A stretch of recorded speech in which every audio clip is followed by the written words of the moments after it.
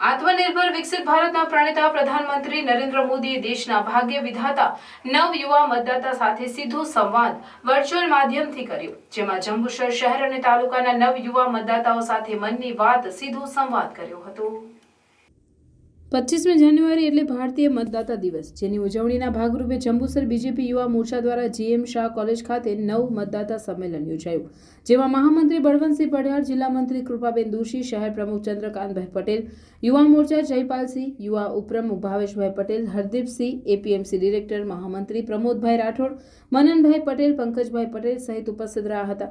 આજના દિવસે રાષ્ટ્રીય મતદાતા દિવસે મહત્વપૂર્ણ છે તેમ કહી પ્રધાનમંત્રી નરેન્દ્ર મોદીએ નવ મતદાતાઓને નમન કરી શુભકામનાઓ પાઠવી હતી। દેશની સ્થિર સરકાર હોય તો મોટા નિર્ણયો લઈ શકાય છે। આ પૂર્ણ બહુમતીની સરકાર છે। આ સહિત સરકારની વિવિધ કામગીરી વિકાસ કાર્યોની વાત કરી હતી। દુનિયામાં ભારતની શાન નવી ઊંચાઈઓ પર છે। દેશમાં રોજગારીની તકો વધતી જાય છે। આ સાચો સમય છે। ગત વર્ષોની સરખામણીમાં દેશે વધુ વિકાસ કર્યો છે। આવતા સમયમાં ભારત દેશ દુનિયાની ત્રીજા ઇકોનોમીમાં સામેલ થઈ જશે, જેનો વધુ લાભ યુવાનોને મળશે તે સહિત નવા મતદારોને સંબોધન કર્યું હતું। આ પ્રસંગે યુવા મોરચા ટીમ અમિતભાઈ, ભાવિકભાઈ સહિત હોદ્દેદારો, યુવા ભાઈ બહેનો હાજર રહ્યા હતા।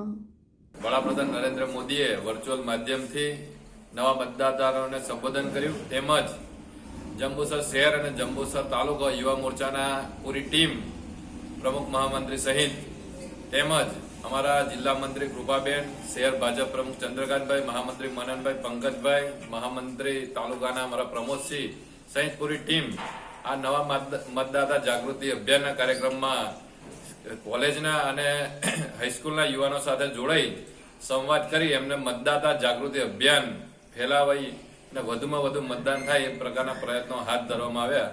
આ પ્રસંગે સમગ્ર યુવા મોરચાની ટીમ સહિત હોદ્દેદારો ઉપસ્થિત રહ્યા।